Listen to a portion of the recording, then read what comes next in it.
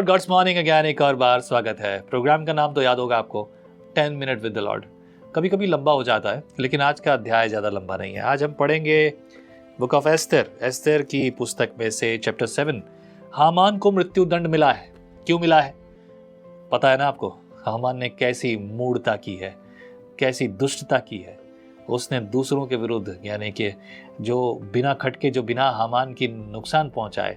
हामान का घमंड था, ये उसे बड़ा घमंड था। चैप्टर 5 में हमने पढ़ा कि हामान के अंदर कैसा जो है जलन थी कि मेरा इज्जत नहीं की गई। आपके अंदर भी कई बार ऐसी बातें ना आ जाए, आती भी है भी शायद। मेरी इज्जत नहीं की गई, जिसके अंदर ये बात है तो सोचो वाट लग जाएगी। Okay, chapter 7 verse 1। अतः राजा और हामान एस्तेर रानी के भोज में आ गए। राजा ने दूसरे दिन दाखमधु पीते पीते एस्तेर से फिर पूछा, हे एस्तेर रानी, तेरा क्या निवेदन है? वह पूरा किया जाएगा। तू क्या मांगती है? मांग और आधा राज्य तक तुझे दिया जाएगा। वैसे एस्तेर अगर ये कहती थी कि आधा राज्य मुझे दिया और मेरे पसंद के लोग भी मुझे यहाँ दे दे, ये भी एक सीधा रास्ता था। लेकिन क्या होता अगर ऐसा एस्तेर ने मांगा होता? तो पता है क्या होता? पता है, मैं समझता हूँ राजा और बाकी सब लोगों में राज्य भी बढ़ जाता, बहुत सारी चीज़ें। राजा के मन में घृणा भी आ जाती, अब तू रानी बन गई है, वाह, अब ये तेरा सब कुछ। Could be different thing. पर कठिन था, पर बड़ा सटीक और सही था जो अब हो रहा है। इसके बाद इस प्रकार से लिखा है तीसरे पद में, एस्तेर रानी ने उत्तर दिया, हे राजा, यदि तू मुझ पर प्रसन्न है और राजा को स्वीकार हो तो मेरे निवेदन से मुझे और मेरे मांगने से मेरे लोगों को प्राण दान मिले। अच्छा, शब्द देखिए क्या है उसका बोलना कि अगर तुझे अच्छा लगे तो मुझे प्राण दान दे दे। तो राजा ने बोला, क्या प्राण दान? मतलब तेरे प्राणों की हानि के लिए कौन लगा है? कौन तुझे तेरे प्राण हरने वाला है? क्या मैं? आगे पढ़ते हैं। इस प्रकार से लिखा है चौथे पद में, क्योंकि मैं और मेरी जाति के लोग बेच डाले गए हैं और हम सब घात और नष्ट किए जाने वाले हैं। यदि हम केवल दास दासी हो जाने के लिए बेच डाले जाते तो मैं चुप रहती, चाहे उस देश में वह विरोधी राजा की हानि भर न सकता।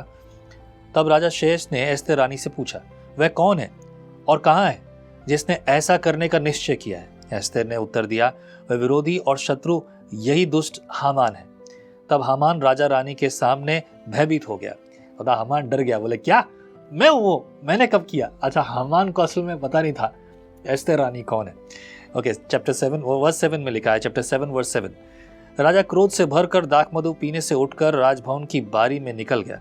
और हामान यह देखकर कि राजा ने मेरी हानि ठान ली होगी, एस्तेर रानी से प्राणदान मांगने को खड़ा हुआ। तब राजा राजभवन की बारी से दाखमधु पीने के स्थान में लौट आया। तब वह क्या देखा कि हामान उसी चौकी पर जिस पर एस्तेर बैठी है झुक रहा है। और राजा ने कहा, क्या ये घर में मेरे ही सामने रानी से बरबस करना चाहता है? यानी कि रानी से जबरदस्ती करना चाहता है। इस प्रकार से लिखा है, राजा के मुंह से यह वचन निकला ही था कि सेवकों ने हामान का मुंह ढक दिया। तब राजा के सामने उपस्थित रहने वाले खोजों में से हरवोआ नाम एक ने राजा से कहा, हामान के यहाँ 50 हाथ ऊंचा फांसी का एक खंबा खड़ा है जो उसने मोर्दके के लिए बनवाया है, जिसने राजा के हित की बात कही थी। राजा ने कहा, उसको उसी पर लटका दो।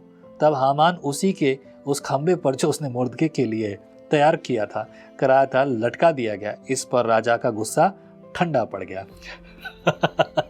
Oh my Lord. देखो, प्रभु यहोवा कहता कि तेरा युद्ध मैं लड़ूंगा। ये वचन में हमने बार बार पढ़ा है। अच्छा, कई बार प्रचार भी किया गया है। और प्रचार करने के बावजूद हम मसीह भाई बहन लोग जो है ना, वो सुनने के बाद भी, हाँ प्रभु तू कहता हालेलुया, बचा लेगा तू हमें, हमारा युद्ध यहोवा लड़ेगा। लेकिन जब युद्ध की बात आती है तब हम योजना बनाते हैं, मैं लड़ूंगा, मैं करके दिखाऊंगा, ऐसे कैसे उसने कह दिया, उसको मैं देख लूंगा, जानता नहीं हमको, हम कौन है, फिर वो कहानियां तो मैं बकरियां बहुत सारी खड़ी हो जाती हैं। तो मतलब ये है कि विरोधी करने की बात, यहाँ युद्ध कौन लड़ रहा है? यहोवा लड़ा है। एक सिंपल सी कहानी है।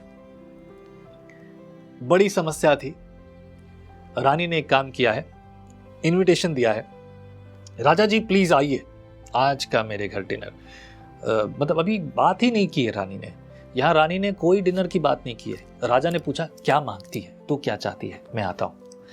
उसने बोला हामान को बुला लो। अरे वाह ठीक है चलो हामान को भी बुला लो। हामान खुश, हम तो इतने बड़े आदमी हैं, हम तो ये लोग हैं, हम तो वो लोग हैं, देखो हमारा नाम देखो, रानी ने सिर्फ राजा को बुलाया, मुझे बुलाया, बाकी कौन से सब फालतू लोग हैं, कुछ भी नहीं है इनको, कुछ भी नहीं है ये सब चीजें। That's what he said. और यही घमंड, यही बुरी बात है।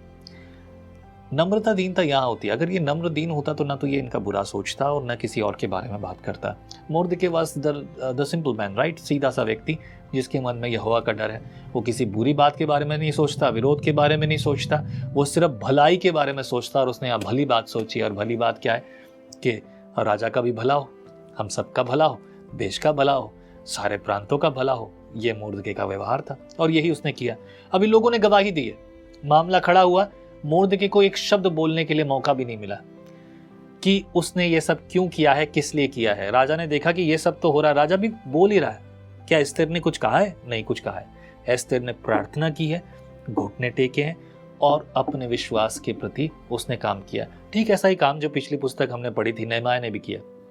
नेहमाया ने प्रार्थना की है और शुरुआत की है, और नेहमाया खड़ा हो गया अपने काम के लिए। यहाँ पे यहोवा नेहमाया के साथ बात नहीं कर रहा था, अच्छा नेहमाया ऐसा करना, तू ये कपड़े पहनना, नेहमाया ऐसे खड़ा होना और राजा के सामने मुंह लटका के बैठना। No, that was not the idea of God. This happened, God made it, परमेश्वर ने बनाया। और यहाँ पर भी घटनाएं ऐसी हो रही है। अभी वो झुक रहा है, राजा बोला कि मेरे सामने जबरदस्त कर रहा है, जबरदस्ती मेरी पत्नी के साथ, वो भी रानी के साथ जबरदस्ती मेरे सामने ही ऐसे कर रहा है, मेरे घर में। ये क्या तरीका हुआ, ये तो मेरे घर में आया है। बहुत गंभीर बात हो गई।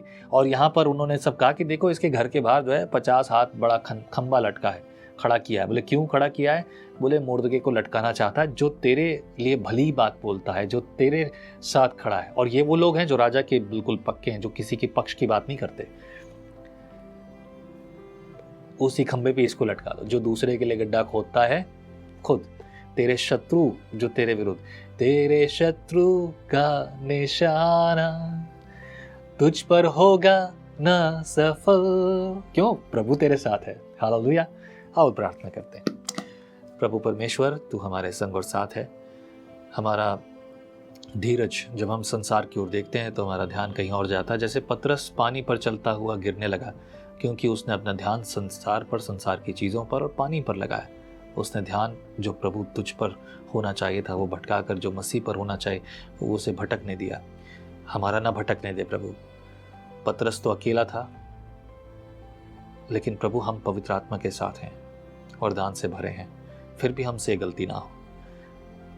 प्रभु अपने बेटे बेटी को जो तेरे साथ संगति करते हैं, फलवंत और बलवंत कर वो तुझ में चलें, तेरे द्वारा चलें, तेरी मर्जी पूरा करें। मसीह यीशु के नाम से प्रार्थना में मांगता हूँ, आमीन। Praise the Lord. सुबह मिलेंगे, फिर एक और बार संगति करेंगे। आमीन। जय मसीह की। हम हमेशा सोचते हैं कि शायद मैं भी बाइबल कॉलेज जाकर बाइबल को अच्छे से सीखता, और अब आपके लिए है visionary TV, deep Hindi Bible study के लिए। परमेश्वर का वचन जीवन देने वाली रोटी है। आओ हम इस जीवन देने वाली रोटी का और मजा लें विजनरी टीवी पर।